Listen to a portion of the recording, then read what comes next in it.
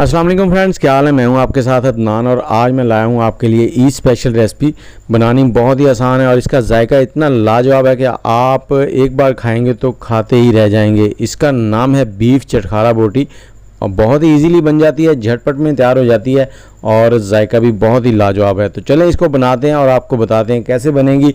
इसके लिए सबसे पहले हमने बीफ लिया है, बोनलेस है और इसके छोटे छोटे पीसेस कर लिए हैं। 1 किलो बीफ है और इसको हमने अच्छे से वॉश कर लिया है, धो लिया है और अब इसको डालेंगे प्रेशर कुकर में।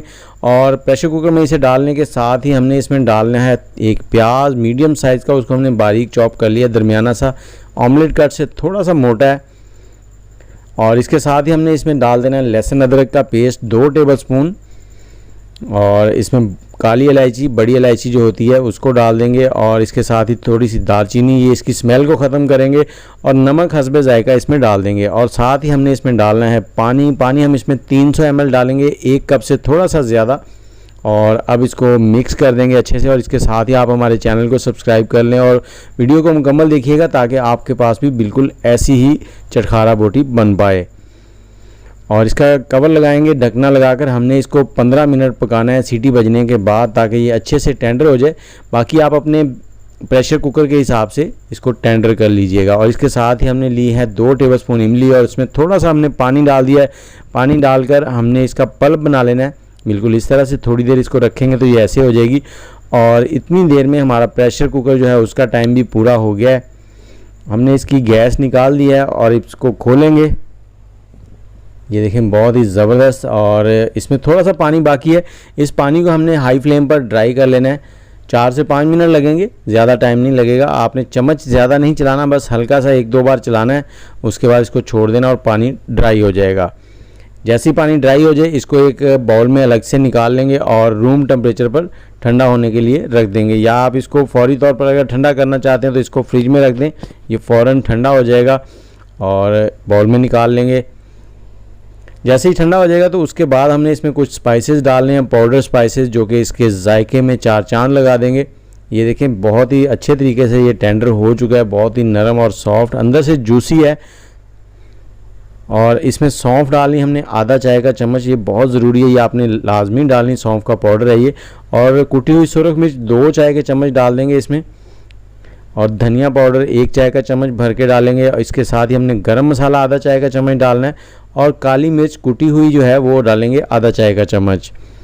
और इसके साथ ही सुर्ख मिर्च का पाउडर जो है वो 1 चाय का चम्मच डालेंगे, क्योंकि ये थोड़ी चटपटी होती है इसलिए इसमें मिर्चें थोड़ी तेज़ हैं। और हल्दी पाउडर आधा चाय का चम्मच और अजवाइन आपने ये भी लाजमी डालनी है। मसाले जो हैं वो अपने जायके के मुताबिक आप कम ज़्यादा कर सकते हैं। ये 1 किलो की रेसिपी। और इसके साथ ही हमने इसमें इमली का पल्प भी डाल देना और गुठलियाँ साथ ही डाल दें, क्योंकि हमने एक बोटी फ्राई करनी है। जैसे ही हम इसको फ्राई करेंगे तो गुठलियाँ जो है ना वो अलग हो जाएंगी खुद ही। इसको अच्छे से मिक्स करेंगे ताकि ये सारा मसाला एक जान हो जाए और सारी जो बोटियाँ हैं उनके ऊपर कोट हो जाए। और ये देखें कुछ इस तरह से हो गया, बहुत ही ज़बरदस्त सी खुशबू आ रही है इस वक्त। और ये आप एक बार ज़रूर बनाइएगा और बनाने के बाद फ़ीडबैक ज़रूर दीजिएगा। और इसके साथ हमारा चैनल में फिर से कह रहा हूँ कि हम इसे सब्सक्राइब कर लें। अब इस मसाले को इनके ऊपर बाइंड करने के लिए, कोट करने के लिए हम इसमें डालेंगे कॉर्न स्टार्च। आप कॉर्नफ्लोर कह लें या कॉर्न स्टार्च कह लें, दोनों इस पर लग जाएंगे। और 3 चाय के चम्मच हमने डाला है और इसको अच्छे से इसके ऊपर कोट कर देंगे। और इसके बाद थोड़े से तिल जो है ना, सफ़ेद तिल, वो इसके ऊपर स्प्रिंकल कर देंगे। उससे क्या होगा, इसकी खूबसूरती में 4 चांद लग जाएंगे। जब इसको फ्राई करके आप निकालेंगे बहुत ही ज़बरदस्त लगेंगे ये। इसको अच्छे से मिक्स कर देना। और इसके साथ ही हमने चूल्हे के ऊपर ऑयल रख दिया है।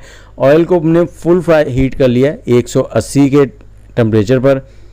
और इसमें हमने जैसे ही ये बोटियाँ डालनी हैं ये एकदम से रेडी हो जानी है। बस इनको डालना है और निकाल लेना है, ज़्यादा नहीं आपने फ्राई करना, नहीं तो ये अंदर से हार्ड हो जाएगा। बस बाहर से हमने इसको थोड़ा सा क्रंची सा फ्लेवर देना है। 30 से 40 सेकंड इसको फ्राई करेंगे और ये रेडी हो जाएंगी। लें जी, ये देखें हमारी बीफ चटखारा बोटी जो है वो रेडी हो गई है।